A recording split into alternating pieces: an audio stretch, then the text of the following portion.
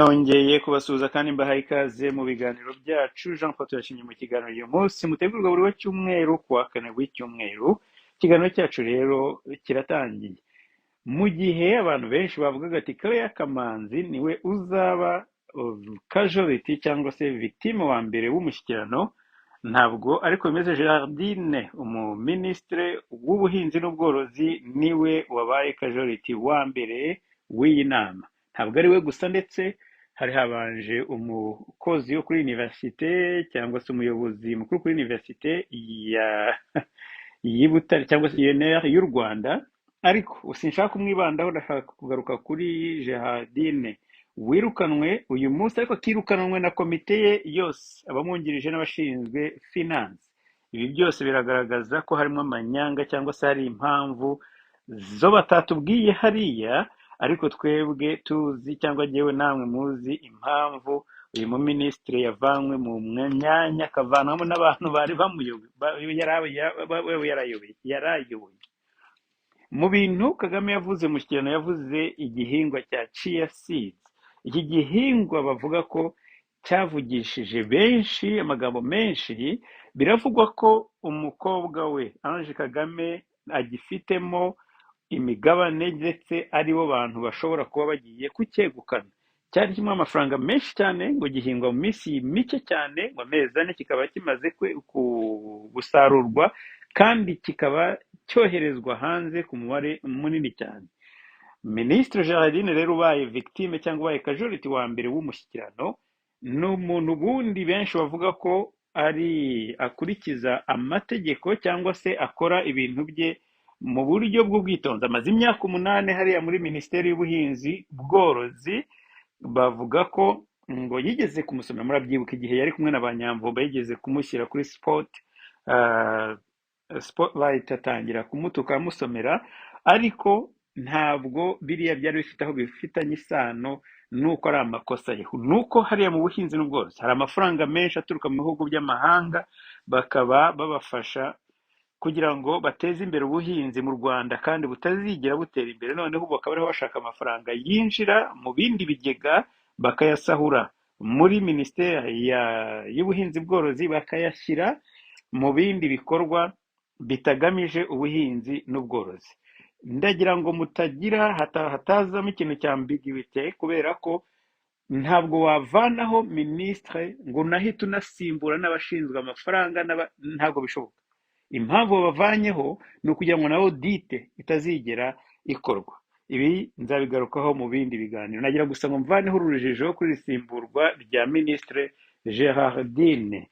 Ndagaruka ku mutekano mu karere, aho ingabo za Namibia zari mu ruzinduko rw'akazi, aho bagiye gukora assessment cyangwa kugenzura ubugenzuzi bwa ibibazo by'umutekano mu karere. Muri ruzinduko rukuriwe n'u Lieutenant General w'ingabo cyangwa se umuyobozi w'ingabo muri chef d'état major wa Namibia. N'uruzinduko ruri muri cadre ya SADC. Ntabwo ari Namibia yonyine, ahagarariye ibindi bihugu bya SADC, ariko nka chef d'état major w'ingabo za Namibia niwe wagiye gukora assessment ku bibazo by'umutekano. Ibi byose ngo tumaze iminsi tubivuga, abavandimwe bakunzi baraditeme ndetse bakunzi b'ikiganiro cy'uyu munsi cyangwa se uyu munsi na JP, ndagira ngo mbabwire ko ari bya bindi bikomeza kugenda bishyira aho, niba koko Kagame adasubiye inyuma, niba koko adakoze ibyo bamutegetse gukora, ikibazo gikomeye cyugarije u Rwanda ntabwo kizaba kuri Kongo, ntabwo kizafekta Kongo nk'uko kizafekta u Rwanda. Ndetse n'uyu munsi biramaze kugaragara yuko hari ikibazo kijyanye n'ibifungurwa, ibyo kurya, ndetse n'ibindi bintu nkenerwa bya buri munsi. Nakagame ubwena muri press conference mu kanya ngiye kubumvisha igice kimwe, aho Albert Rudatsimburwa yamubajije ikibazo kimwe gusa akagisubiza mu minota 16, s'il vous plaît, 16, ikibazo kimwe gusa. Kubera ko of course harimo n'amatekinika, niba abandi bumva ko babagiye ari biyise abanyamakuru, ubundi bakiyita abashakashatsi nk'uko babivuze mu minsi yashize. So uyu munsi yabaye umunyamakuru, amubaza ikibazo cyangwa ejo hashize amubaza ikibazo kijyanye na no kuvuga ati uri muri Centrafrica, uri muri Mozambique, ariko noneho muri Congo ho ntabwo bashobora kwemera kujyayo gute, ni ukubera ihe mpamvu. Aravuga ati niho nakabaye ntangirira, nagombye kuba natangiye muri Congo iyo Tshisekedi aba yaranyemereye, yabaratwemereye. Ariko uribaza ukuntu memoire ya Kagame nayo atari idakora neza, yibagiwe ko yakoze za operation barabimuhaye.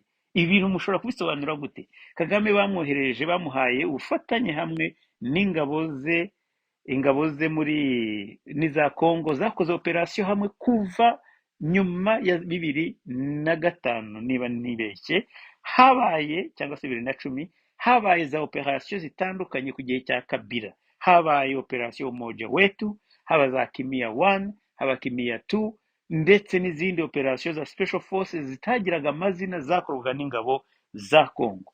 Icyo avuga ngo ntabwo bamwemereye niki, ko ataramara muri Mozambique no muri Centrafrica imyaka yamaze muri Congo, arashaka kuvuga iki?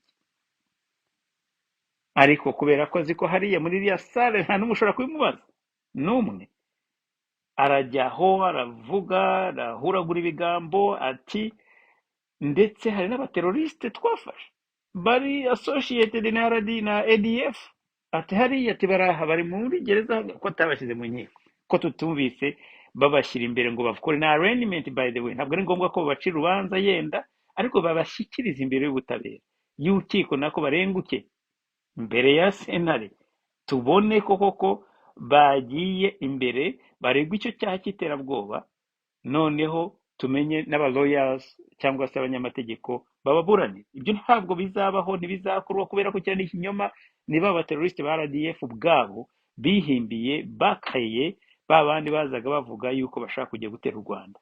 Ibyo byose twarabifunguye, buri muntu wese usanzwe ukurikira radio arabizi, cyangwa se icano yacu yiteme asanzwe azi yuko kirari ikinyoma twashoboye gusambura kandi tukagisobanura. Iyi interview ndayibashiriraho nako iki gisubizo Kagame yavuze kiri mu Cyongereza. Uraza kwibaza impamvu Rudatsimburwa kibaje mu Cyongereza, wibaza impamvu Kagame yayishurije mu Cyongereza. Abo bose n'abanyarwanda wari ukeneye kumenya ibi byose bari u Rwanda, ariko impamvu babikoze bifite iyindi mpamvu, ko ari kugira ngo batange iyo message bashaka gutanga. Iyo kubumva Icyongereza murayumvira yose, ariko mbahaye inshamake cyangwa se muri make icyo iyi interview yavugaga. Reka rero ngaruke kuri muri Congo gatoya mbere ko mbashyiraho iriya interview, murebe ko iyi interview mbabarire nsubira inyuma gato, ndaza kuyibakinira ntiri busoze, nyuma yaho nza kugira ngo mpe ashire umwanya. Hari bimwe nshaka kugira ngo nawe agira icyo tubwira ku bijyanye n'iyi situation iri mu gihugu imbere. Ariko mbere yuko mpajya ndagira ngo nsubire inyuma kuri itangazo ryasohotse ejo, abantu batangiye kuvuga bati amahoro arabonetse mu Rwanda, bafunguye imihanda, ni nyabagendwa. Ibyo bintu byose byabaye ku munsi w'ejo.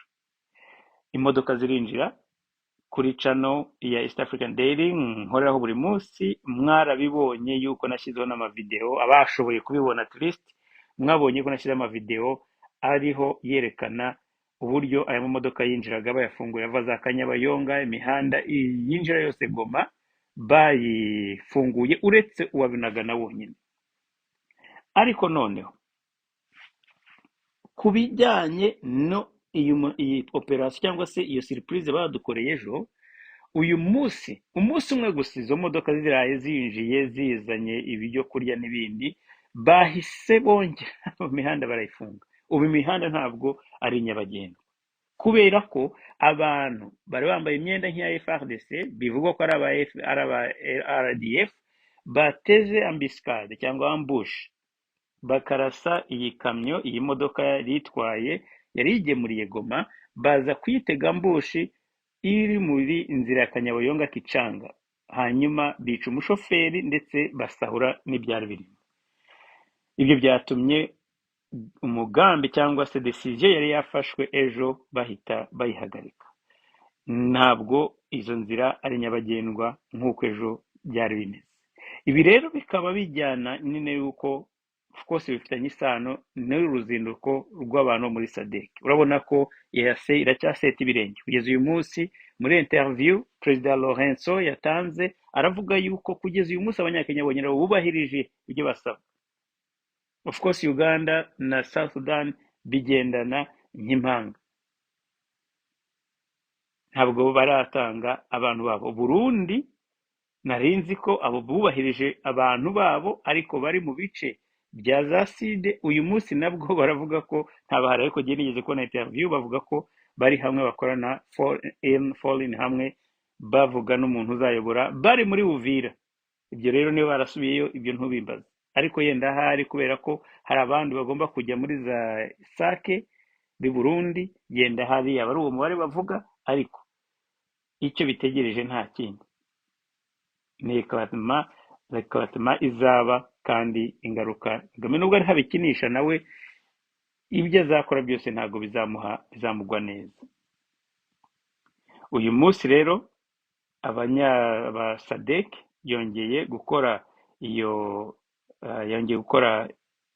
commitment yo gufasha akarere mu kugarura amahoro muri kariya gace. Tanzania nk'uko Perezida Lorenzo yabivuze nayo izaba bamwe ngo barayisaba nayo kuko iri muri SADC itanga ingabo. Ngibyo rero ngizo actualite z'uyu munsi, ngizo actualite uko bihagaze mu karere ndetse n'i Kigali. Mu Rwanda nta bintu bidasanzwe uretse biriya bintu by'ibisigisigi by'umushyikirano, byo ku appointments nshyashya zihora bahindura buri munsi. Yenda n'ejo bazatubwira abandi bavanye, ariko ibyo bakora byose bifite aho bihuriye n'amaguye yo kwiba amafaranga ya Kagame no kudeviya bije kuruta icyo bavuga barimo kubikorera. Reka rero nongere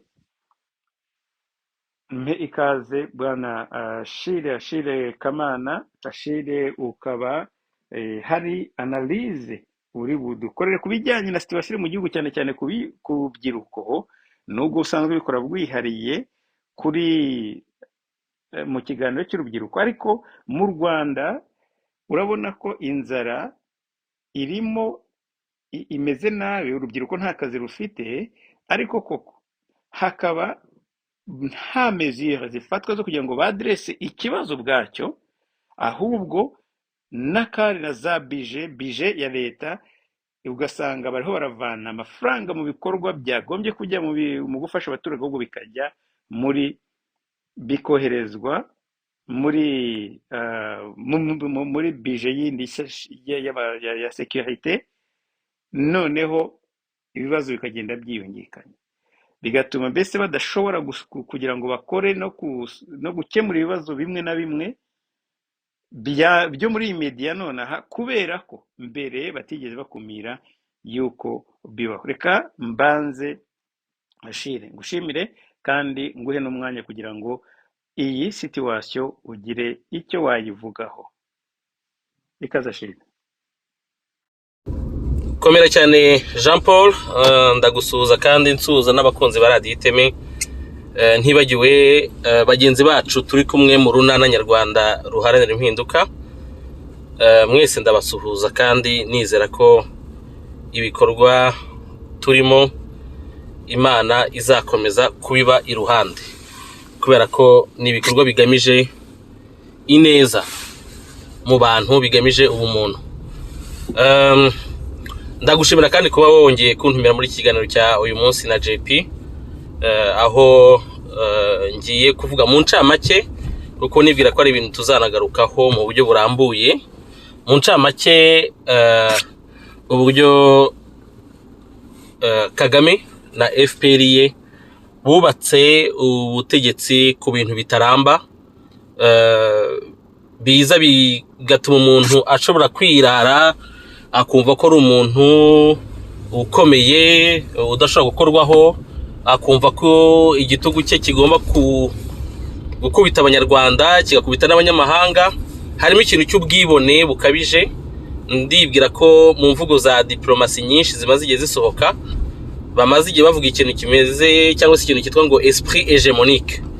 Ibyo rero nta bindi n'ubwo bwibone n'uwo mwuka wo kwikuza no kwigira igihangange, kandi mu by'ukuri ibintu ushingiyeho ari baringa cyangwa se n'ibintu udafiteho control.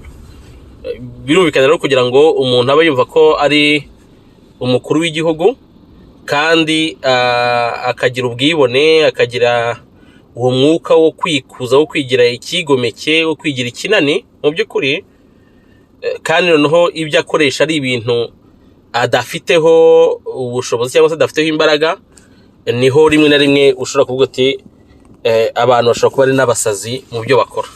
Yaba uwo nguwo ubikora, yaba nabo bakorana, wabyibazaho kubera ko amakosa bakora si ubwa mbere abaye mu Rwanda, si ubwa mbere abaye muri Afurika, no ku isi si ubwa mbere abayeho, kandi abagiye bayakora nka we bose barangiye kimwe nka we. Nta kabuza rero nawe bizarangira. Hari icyo tudashobora kwizeza abanyarwanda ngo ni ryari, kandi iyo tuvuze ngo ni ryari tuba tuvuga ngo itariki iyi n'iyi, isaha iyi n'iyi, umwaka uyu n'uyu, ukwezi uku n'uku. Ibyo byo nibwira ko ari ibintu tutabwira abanyarwanda ko tubizi, ariko kuba hari ibimenyetso bigaragaza ko ingoma mbi, ingoma y'igitugu, ingoma imena amaraso ya Kagame na FPR ye birimo guhirima, ntabwo twaba twibeshye. Ibindi bimenyetso wareberaho ni muri iyi minsi ibintu bagenderaho. Twibukije gato mbere yo kuvuga wenda n'ibyo bagenderaho, Kagame na FPR bagaragaye cyane mu rugomo, bashingiye ubutegetsi bwabo ku rugomo rwo kugira ngo abantu batinye kuvuga, batinye kubitambika imbere, batinye kubanyomoza, batinye no kubaha challenge, gusa nk'ababurana nabo cyangwa se nk'abaganira nabo mu buryo bw'ibitekerezo, babwira bati ibyiza twakora ni ibihe, ibyiza byafasha igihugu ni ibihe, ibyiza byafasha abantu ni ibihe. Ibyo byose bagiye bakoresha iterabwoba n'ubwicanyi kugira ngo bidakorwa, kandi ahangaha abanyarwanda babyumve neza, ntabwo ari ugusumbanisha impfu cyangwa iki, ariko mu bintu byagaragaye kuri FPR harimo no kwica abantu bayikoreraga. Benshi barishwe, bicwa bazira ubusa, bazira ko banze gukorera uwo muntu w'ikigomeke wari uje gushaka kuba umuyobozi wabo. Niho twumvise abantu baba office benshi bagiye bapfa, ariko byaranakomeje biragenda bijya no mu bana bamwe na bamwe, cyane cyane abari bazi ubwenge, bajyaga ku rugamba bagiye gufasha ingabo za APR, ariko bagaterwa udufuni. Ibyo bintu ni ibintu byakozwe. Mu bintu tujye tuvuga by'amakuba yagwiririye u Rwanda, ndagira ngo ibi ngibi abantu ntibakabyibagirwe, kuko aba nabo bari abantu b'inzirakarengane kandi bazize ubusa. Tugomba gushaka uburyo tugira igihugu kitarimo akarengane, kitarimo ibibazo bituma abantu biba ngombwa ko bajya ku rugamba ngo kugira ngo bibohose cyangwa se bikize ibibazo bafite. Ibi rero ni ibijyanye n'ubwo umuntu avugaga, ni ibijyanye n'uburenganzira bw'ikiremwamuntu, ni ibintu abantu bagomba guhozaho mu ndangagaciro zabo. Nyuma yaho ibyakurikiyeho mwarabibonye, abenshi barabibonye, ariko hano turabwira n'urubyiruko cyane cyane rutigeze rubona ibyagiye biba mu Rwanda kandi rukomeje gushukwa, ndabigarukaho mu kanya, n'iyi ngoma ya FPR, babumvisha yuko ibibazo biri mu gihugu bimwe biterwa n'abanyarwanda ngo badakunda ubutegetsi, badakunda u Rwanda, kandi ibyo gukunda u Rwanda ni ibintu bya propaganda byo kubeshya abantu nyine. Murabona bishire ireme ry'uburezi, baragishe cyane ku buryo kugira ngo ubwire umuntu wakuriye, wagize ubwenge bushingiye kuri ibyo ireme ry'uburezi ryapfuye, kugira ngo umubwire uti nyamara kuvuga ko Kagame cyangwa se kuvuga ko FPR mu gukora amahano mu gihugu ntawo bihuriye n'u Rwanda, arakubwira ati kada muri abanzi b'u Rwanda, kandi urimo kunenga ibintu bibi nabo ubwabo bagirirwa. Urumva rero ni ngombwa ko aba bantu nabo tubabwira bakabyumva. Nyuma yaho FPR yakomeje kwica abantu, yaba mu magrenade bategaga hirya no hino mu gihugu, mu mataxi, mu mamodoka runaka, za mine zategwaga, n'abandi bagiye bapfa. Harimo ibyo bamwe bavuga tudahagazeho, ariko ni ibintu bizwi ko kugira ngo FPR igere ku butegetsi yabikoze yambukiye ku maraso y'inzirakarengane nyinshi z'abanyarwanda. harimo abatutsi n'abahutu. Ibi byose imaze kubigeraho yarakomeje na n'ubu ngubu iyo nkota y'ubwicanyi ntabwo iravaho. Ariko byaragiye birenga n'umupaka wo basanze abanyarwanda hanze aho bari bahungiye muri Kongo bakomeza kubica. N'abagiye za South Africa za Uganda na he bakomeje kubica. Ibi nibyo wagenderaho uvuga ko FPR ibyo byayiranze. Ibi byose babikora hari n'ukuntu bajya kwiba amabuye y'agaciro mu gihugu cya Repubulika Iharanira Demokarasi ya Kongo. Abo babikoreraga, abo batereraga ibiraka nibo nkunze kwita ko aribo bari bahagarikiye Kagame na FPR. Abo rero birasa nkaho batagihari. Ndetse niba banahari ni bakeya cyangwa se nta mbaraga bafite, kuko isi yose yarahagurutse ivuga ko icyo cyerekezo cyo gukomeza kwica abantu, kumena amaraso, kubona abantu bahunga, bikorera uturago, bikorera amatora, amabasi n'ibikombe, abana birukanka n'amaguru bahunga amasasu hejuru y'icyemezo cyafashwe n'umuntu umwe witwa Kagame, isi imaze kubirambirwa. Naho ngaho ubona ko iyi ngoma irimo kurangira, kuko ibintu byose byakomeje Kagame na FPR. Harimo amafaranga, harimo na za lobbying, kuba bafite abantu babavugiraga hirya no hino. Ibi byose byaragiye ntago bigihari. Kandi impamvu byabaga mbere nuko hari abantu babyungukiragamo, na Kagame ubwo akabyungukiramo, na FPR ikabyungukiramo, nubwo atari abantu ba FPR bose, ariko bari abo dukunze kwita ngo nagatsiko bagiye babyungukiramo. Mu kubyungukiramo kandi byatumye nyine nta muntu upfa kubakoraho. Abantu batabaza bati uburenganzira bw'ikiremwamuntu ntabwo bwubahwa, bamwe na bamwe ntibabyiteho. Ariko inzego zakomeje kugenda zibyitaho, zimwe na zimwe imiryango mpuzamahanga.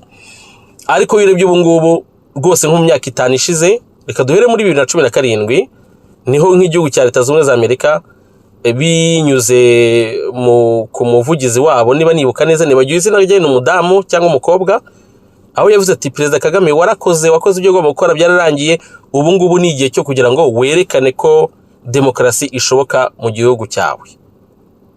Yari inangiye. Itegeko nshinga bararinyonga, muzi ibintu by'uduseke, ibyo byose barabikora, bagumaho bafunga abanyepolitiki bashaka guhatanira na mwanya wa Perezida wa Repubulika, abanyamakuru bakomeza kuburirwa irengero, kwicwa. Ibi byose yarabikomeje kugira naho bishe na bakizito ejo bundi. Ni leta itarigeze ifata ikiruhuko mu kumena amaraso y'abanyarwanda. Ibyo rero byatumye babasha kugira kontrole mu gihugu, iterabwoba, aho nta muntu ukoma, abakomye babafunga babica, bigatuma abandi batinya. Ariko hari ibintu batigeze bacunga, batari bafite n'ubushobozi bwo gucunga. Imbuga nkoranyambaga zarabananiye, ko abanyarwanda barahagurutse baravuga. Ni nacyo cyizere dufite ko abanyarwanda bafite ubwisanzure bashobora kwicara bagatanga ibitekerezo byabo. Niyo tutakwemerera ku bitekerezo, ariko uwo mwuka wo kuvuga ngo turasangira ibitekerezo byacu ugomba kubaho, kandi ntabwo ari mubi. Tukirinda wenda imvugo zo kugira ngo abantu babe bazana amacakubiri, kuko twarayahaze.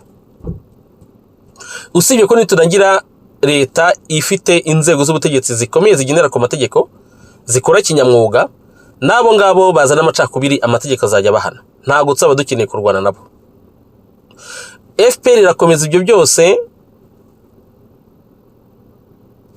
ibyo bya demokarasi bifunga ubwisanzure, ibwima abanyarwanda demokarasi mu bijyanye no gufunga urubuga rwa politike, byose irafunga, ikomeza no guhotera abaturanyi, ikomeza kwiba. Ndetse ibintu tuzanabikoraho ikiganiro, aho wagiye kubona ukabona mu gihugu cya Repubulika Iharanira Demokarasi ya Kongo bafashe kominote z'abanyarwanda, zaba iz'abatutsi cyangwa iz'abahutu, nazo batangira kuzicamo ibice kugira ngo bajye bahora bafite impamvu ituma bahoza ukuboko n'ikirenge muri kiriya gihugu gifite ubukungu bwinshi, ubukungu bushobora gufasha kiriya gihugu, bushobora gufasha abanyarwanda nk'u Rwanda, bushobora no gufasha Afurika. Mu yandi magambo, guhohotera igihugu cya Repubulika Iharanira Demokarasi ya Kongo ntaho bitaniye no guhohotera Afurika. Ibi byumvikana, tuzabigarukaho. ariko ibi byumvikane cyane cyane ku rubyiruko, byumvikane ku bantu b'abanyarwanda bari inyuma y'iyi leta. Niba mukunda Afurika ntago mugomba kujya inyuma y'intambara. Ariko noneho turebe mu gihugu mw'imbere ubu ngubu ukuntu bimeze. Inzara imeze nabi, abantu bararya rimwe mu minsi 3. Ubukene birumvikana, niba hari inzara ubukene nabwo burahari, ariko ubukene tuvuga ni bwa bukene bwabaye karande bita na nzaramba. Inzara bayita nzaramba, ariko n'ubwo bukene bumaze kuba karande.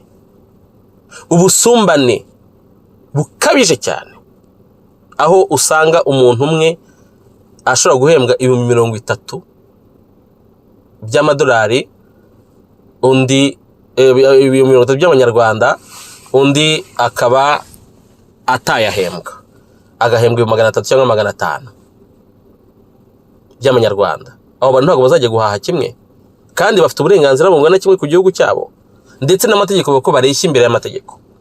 Ibyo n'ubusumbane bukabije cyane, aho umwana wa Perezida wa Repubulika wa Kagame ashobora kugura inzu ya miliyoni 5 z'amadolari, urubyiruko ruri mu Rwanda ushobora kuruteranya ugasanga izo miliyoni 5 zishobora kubabeshaho imyaka n'imyaka, haramutse hagiyeho ingamba na politike zihamye. Ibi byose niko gutsindwa kwa FPR, nubwo ikiriho ariko niko gutsindwa kwayo, kuko nta munyarwanda n'umwe itahemukiye. Iyo nzaramba tuvuga, ubwo bukene, ubwo busumbane bikora ku banyarwanda bose. Hakajyaho n'ikintu cyo kwima abantu ubutabera.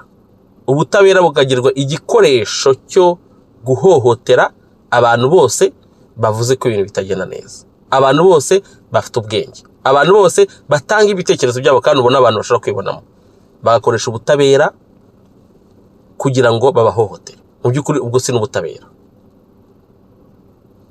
Ibyo byose rero birakomeje, ariko hakazamo n'iyi ntambara bashoje muri Repubulika Iharanira Demokarasi ya Kongo. Intambara batazashobora. Nshingiye ku kintu kimwe, sinshaka kujya muri byinshi, ariko nshingiye ku kintu kimwe. Intambara ni ubushobozi.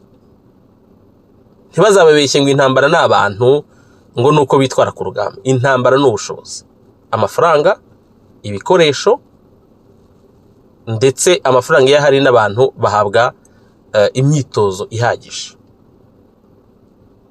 Ibi ngibi u Rwanda ntabwo rwakoramo kuri Kongo. Kongo irimo kwisuganya. Mu kwisuganya kwayo bagomba kwikiza iki kibazo kiri muri East. Iki kibazo bagomba kukikiza mu buryo burambye. Barabyivugiye ubwabo. Bivuze ngo igihe Kagame na FPR bagihari bagikora uko nguko, ikibazo ntabwo kizakemuka. Kandi niba isi yaragihagurukiye, igihugu cya Kongo ubwacyo kikabihagurukira, mu karere ukabona ko abantu nabo babihagurukiye, ko kugira ngo bajye bari amasezerano yaba ya Rwanda ni Nairobi, nuko abantu bemera ko hari ikibazo kigomba gukemuka, bagatanga n'inzira kigomba gukemukiramo. Hejuru y'ibyo turabona Kagame na FPR ye bakataje muri propaganda n'ibikorwa byo kugira ngo habe intambara yeruye. Bizeye iki? Nta na kimwe usibye ubwibone na wa mwuka wo kwikuza, esprit hegemonique. Ariko noneho kubera ibintu bibi bikorerwamo, ni esprit iri diabolique nkuko babivuze. Hejuru y'ibyo bibazo byose FPR Kagame bikoreye, hakiyongera ko abaturage badakunda iyi leta kubera ibibazo bikomeye yabateje, ibibazo bijyanye n'ubuzima, bijyanye n'imibereho myiza y'umuturage, ubukene, guhinga wajya kweza bakarandura imyaka yawe, kubaka inzu wabyemerera mu mategeko, yamara kuzura bakaza bakayisenya. Koko hari irindi jambo twakoresha ritari diabolique, itari kuba ko ibi bikorwa ari urugomo tubona kuri shitani. ubukene nkana, gukenesha abaturage nkana. Ntabwo Kagame n'umuryango we nabo bakorana babuze amafaranga, barayafite menshi cyane. Usobanura gute ukuntu babyishimira mu gihe mwebwe inzara ibishe? Harimo namwe nkoma amashyi za Kagame na FPR, namwe inzara irabishe, turabizi ko ruko bimeze. Ariko hejuru y'ibibazo biri diplomatique biri mu karere, hejuru ko amahanga yahagurukiye uyu Kagame na FPR ye, hejuru ko abari bayihagarikiye batagihari cyangwa se batakibishaka kubikora, hejuru ko ibyerekezo byo kugira ngo Afrika itere imbere birimo guhinduka ntawe utabibona, hejuru yuko abaturage b'abanyarwanda muri rusange batishimye, ndavuga abakozi ba leta, abakorera hehe, abasirikare, abapolisi, ntabwo bishimye. Iyo nzara irabageraho, ubwo busumbane barabubona, icyo gitugu barakibona, iryo terabwoba barinyura mu butabera bararibona, nabo babazi ko bibategereje. Ingero mwarazibahaye, Byabagamba, Barusagara, aho n'abasirikare barakomeye barafunze. Ingero mwarazibahaye, abakorera Kagame na FPR niba mutarabonye ingero, ubwo ntabwo muzi kureba. Twanavuga na Claire Kamanzi, mwabonye ko Kagame ejo bundi yamugenje. Rero ni iterabwoba rikomeye cyane, gushaka kwerekana ko uri hejuru y'ibintu byose, no gushaka kubwira abo bakozi bose uti niba mwarakeka ko na Claire Kamanzi ari umutoni iwanjye, ndamugaraguye imbere yanyu murebe uko bigenza. Iterabwoba ibi ngibi niyo wabigenza gute nta muntu wagukunda. Izo mbaraga rero wishingikirije zitari izawe zirimo kugenda zigucika. Nigo guhita mwirukanka wowe na Kabarebe n'abandi, urubyiruko mwakenesheje, urubyiruko mwayobeje, urubyiruko mwakora ibibazo bwonko, urubyiruko mwaroze mu mutwe mubabeshya amateka atarabayeho, urubyiruko mwakomeje kubamo inzangano zitagira icyo zibamarira, urubyiruko mukomeje gukoreshaho iterabwoba murikira mu ngando, mu matorero hirya no hino, ariko mu by'ukuri ubuzima bwuzuye ubukene, bwuzuye akarengane n'ubusumbane. Urubyiruko rwize rwabashe kwiga ariko rutabona akazi, rudashobora no kubona ngo ejo ngo nzabona akazi, ngo cyangwa se ngo hari icyizere cy'uko mwaka utanzabona akazi. Basigaye bitwa bambara ubukeye. Abo nibo noneho murimo kwirukiraho ngo babatabare. Ibi ngibi ni atari ukwishuka nkana, ni no kwiyahura nkana nabwo. Kandi gukoresha formule imwe, gukoresha inzira zimwe, gukoresha buri gihe uburyarya, gukoresha ubugome, wibwira ko ari ibintu bizatuma ukomeza kubaho, ukavuga uti ngiye gukanga igihugu cyose, inzego zose nzikoresha icyo nshatse, abasirikare mbohereza abo nshatse, nabo ukabohereza abohereje muri Mozambique badahembwa. Ejo bundi Jean Paul Nduvu warabisobanuye, wavuze ibyabakorewe. Bagiye muri mission ntibahembwe, bagarutse bati muduhembe, babapakira amakamyo bati mwabaye abasivili. Kagame ifaranga rirakinjira, Janet Kagame amafaranga arinjira, abana be imitungo bayigwijeho, mwebwe nta na kimwe. Reka abanyarwanda mbavuyeho mvuge iyi leta, ndangiza Jean Paul, nta bindi bintu isigaje. Ibyo yashingiyeho ni ibintu itari ifiteho control, kandi iyo control ubu ngubu bayibuze. Ibisigaye ni ukwirwanaho, ni leta igezaho igomba kwirwanaho. Ni nayo mpamvu intambara ya Kongo izaba uko bimeze kose. Ntabwo Kagame na FPR bashobora gusubira inyuma. Ibintu bubatse ni ibintu bifite sens unique, uragenda mpaka birangiye, kandi niho birimo kugana. Noneho kubona batagira isoni bagasubira bakajya kwiyambaza no kwitabaza urubyiruko bicishije inzara, urubyiruko biciye ababyeyi babo, urubyiruko aho abakobwa babagize ibikoresho by'ubusambanyi, aho bamwe mu basore babashyize mu bikorwa byo kurogana, byo kugambanirana, ibikorwa by'urukozasoni, nibo bagiye kujya kureba ngo mudutabare twikize Kongo. Bakabeshya ngo ikibazo cya Kongo ngo Kongo irabeshye ku kibazo ari u Rwanda kandi ikibazo ari imiyoborere mibi. No, ibintu birazwi cyane. Ikibazo mwazamukiye kugusahura amabuye y'agaciro ya Repubulika Iharanira Demokarasi ya Kongo, barimo gufunga amarobine, barimo gufunga imipaka yabo, murimo kwibaza aho muzakura andi mafaranga. Ariyo marembera yanyu, ariko kurangira kwanyu. Ibi tuzabikora ikiganiro kirambuye, ariko Jean Paul nagira ngo kubijyanye n'uyu munsi nibura tubwira abanyarwanda yuko leta ya FPR nta bindi isigaje atari ukwirwanaho, kandi muri uko kwirwanaho nta muntu uzayitabara. N'abazayitabara bazagwana nayo, bazajyana nayo. Ariko abandi ngira ngo baranabizi wenda ko abanyarwanda benshi banabajyanye n'abakomera amashyi babuze uko babikiza, babakomera amashyi kubera ko batazi uko babigenza, mu batera ubwoba bwinshi cyane. Ibisigaye rero amateka azatwigisha, azatwereka uko bigenda, niba bizasa nk'iby'abandi cyangwa bizaba bibi kurushaho. Ariko iyi leta ya FPR nta bindi isigaje atari kwirwanaho. Ibindi byarayinaniye, nta nubwo yigeze yubaka ikintu cyatuma yubaka umusingi ukomeye w'ubutegetsi bwayo. Kandi umusingi ukomeye ni imibereho myiza y'umuturage. Mwabikize ku ruhande, abaturage mubagira inyamaswa, amatungo, nk'ufata amatungo akorora akabaga uko yishakiye.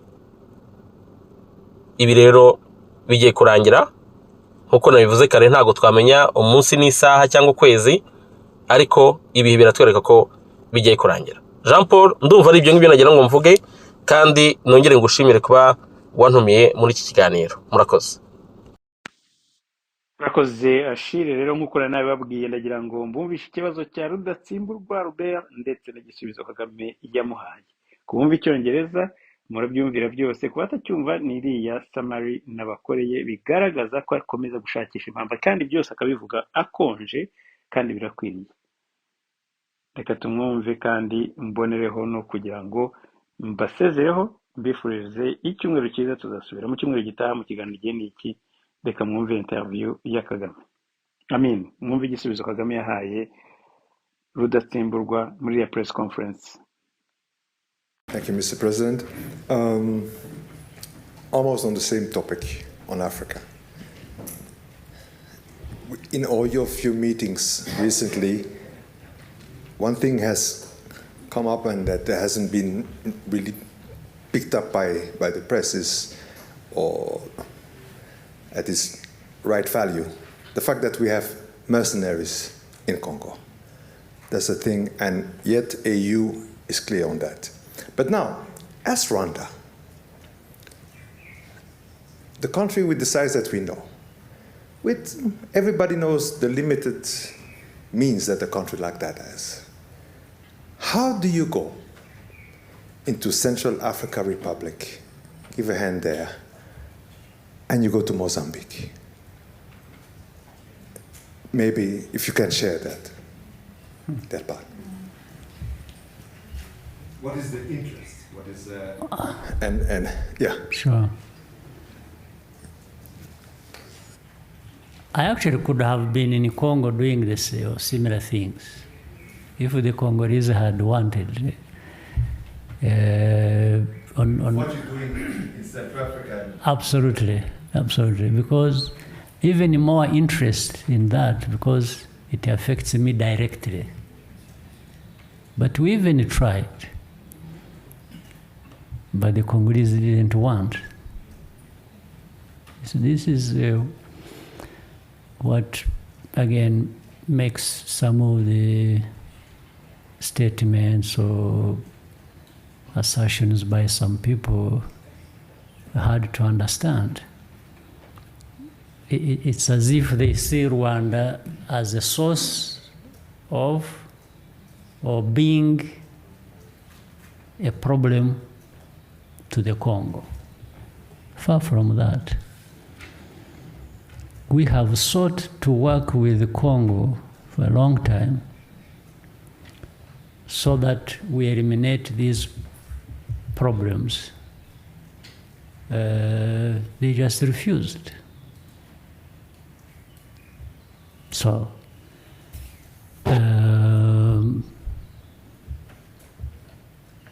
what can we do? Now, but for Mozambique and the Central African Republic, by African standards, Rwanda has built a decent capacity and understanding to solve with others some of these challenges we face. We face them as a country, Rwanda, but other countries face similar problems on our continent. And then, in the end, there is a link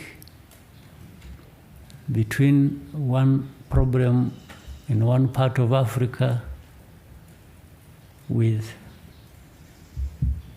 another problem in another part of Africa. So given these capacities we have built while we are dealing with our own internal problems, that's how actually we came to that. We came to that on issues of security, peace, and military, police, and what. We faced so much of these challenges that inevitably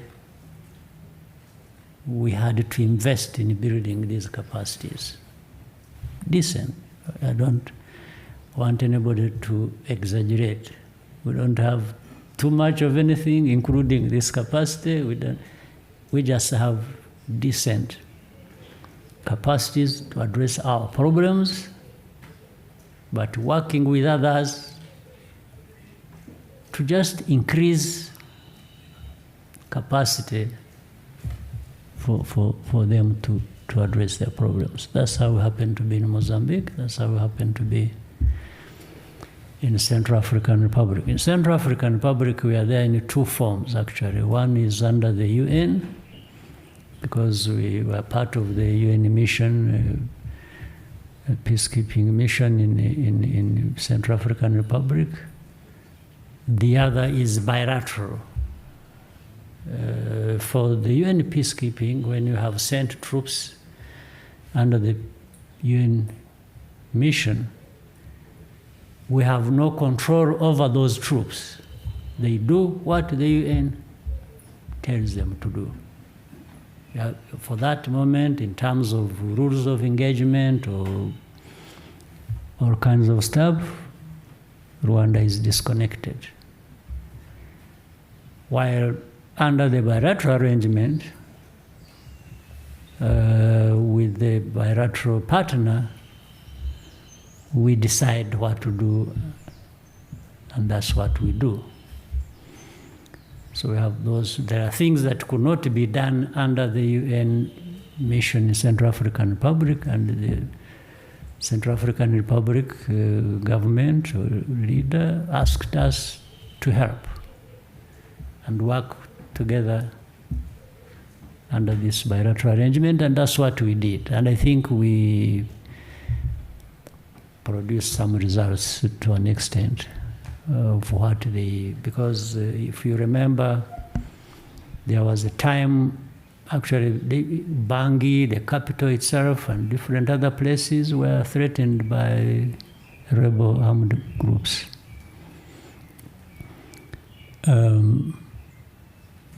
So I think they were trying to work with the UN to deal with that. In fact, at some point, and they were going for elections. And at that point is when Bangui itself was threatened, almost being taken over by rebels. So I think in Central African Republic, realizing that the government, realizing that they weren't being effective with the mission there under the UN, that's how they asked our support. And we couldn't tell our troops under the UN to switch to that task because that's they are under the UN, not under our command. So we sent their troops whom we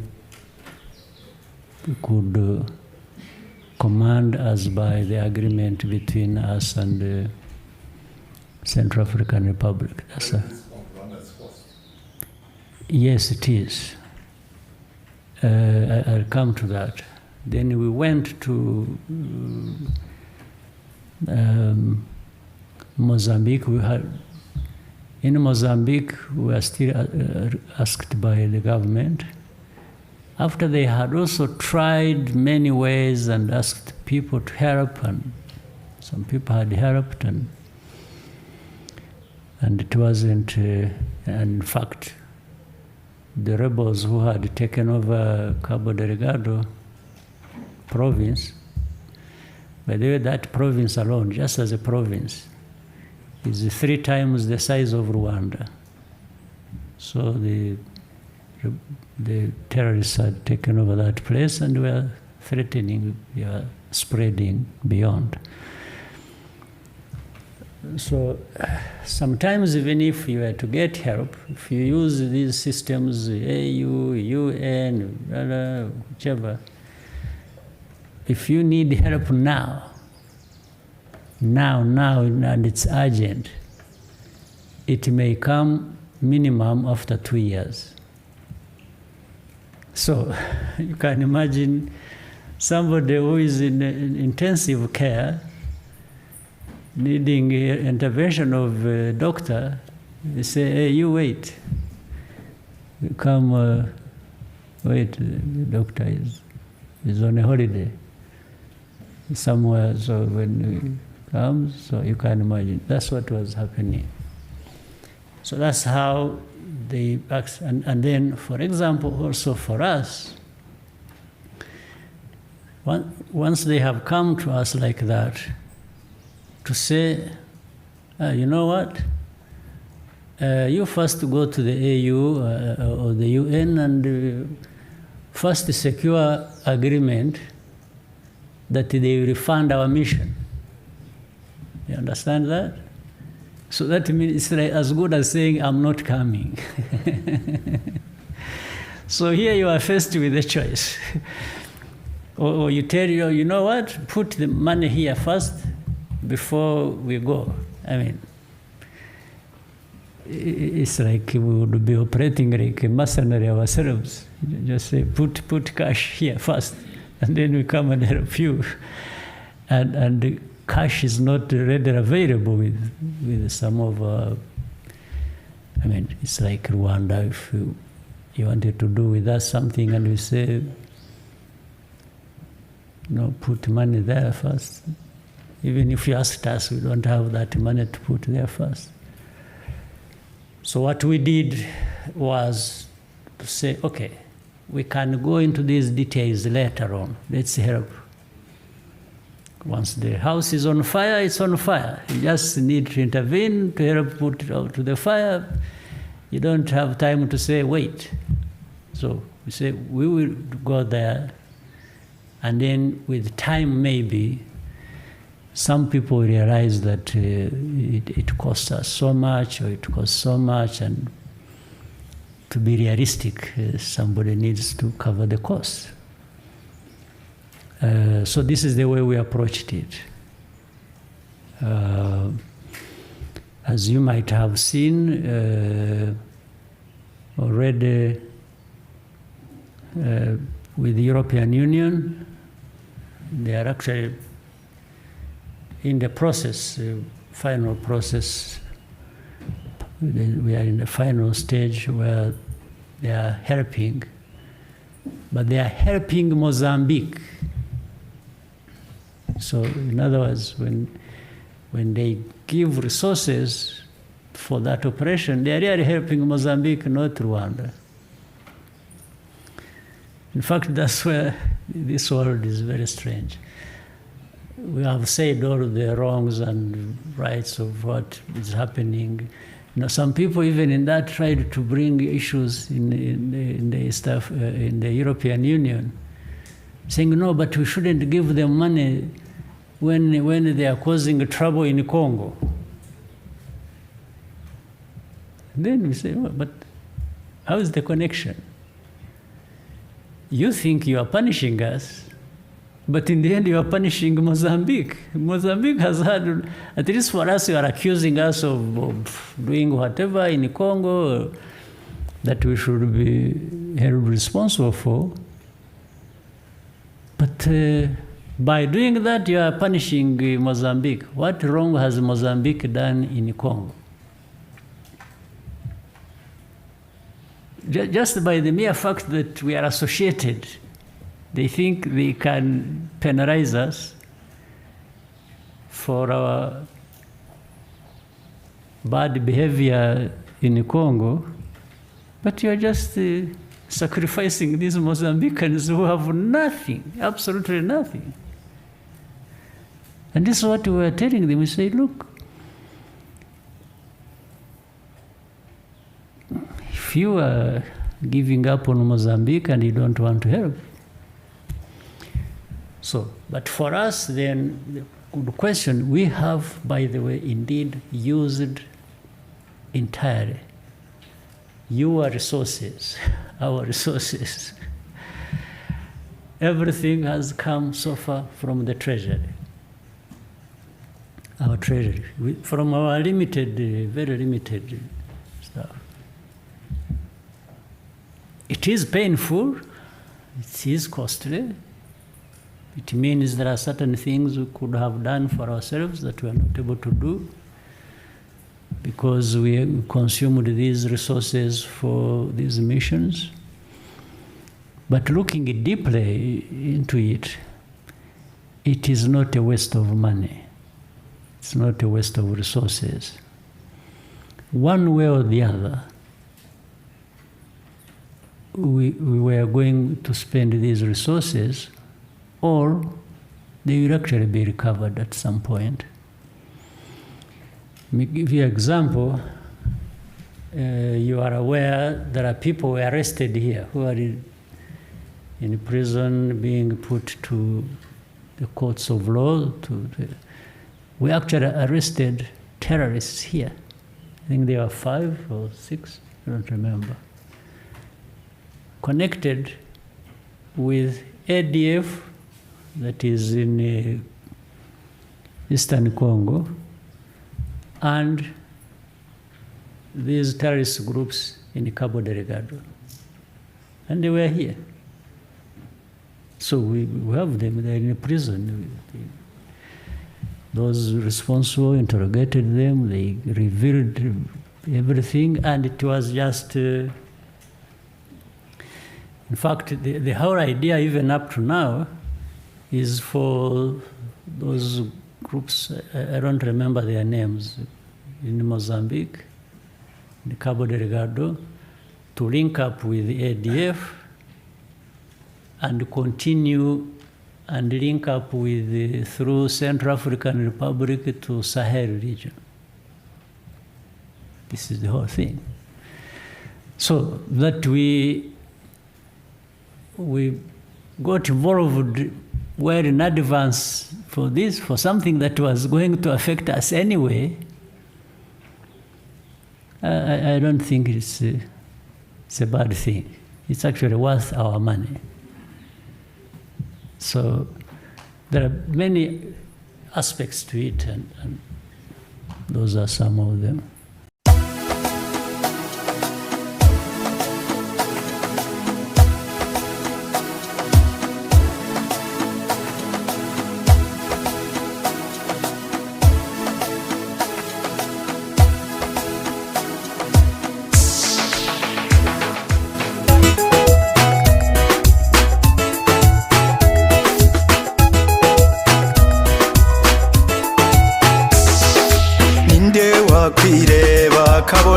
kamara ninde wakwirengagiza abo bangana ninde ubona amahari hari inzira nyayo urunana rumano urunana rumano urya digiti kimwe cy'ibisamba urunana rumano urunana rumano urya digiti kimwe cy'ibisamba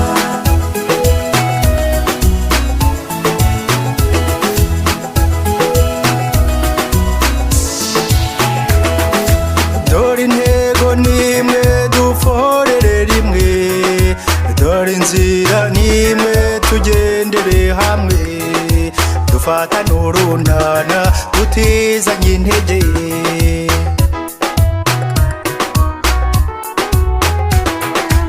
abagiye inama Imana irabasanga dufata n'urunana bizaba umurage abacuruza amoko bayaburira isoko urunana rungano urunana buno burya n'igiti kimwe n'ikibiri cyama urunana rungano urunana buno burya n'igiti kimwe n'ikibiri cyama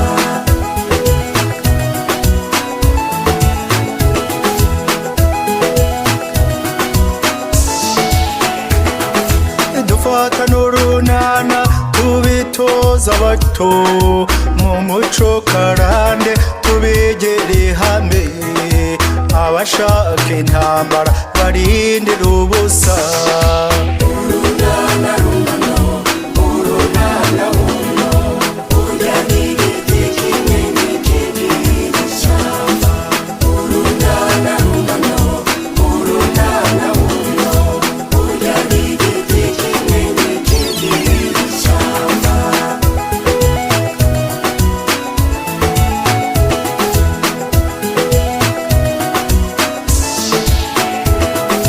dufata umugambi tubwizanye ukuri twandika amateka azira ubuhemu tureka amateko tweme kuba umwe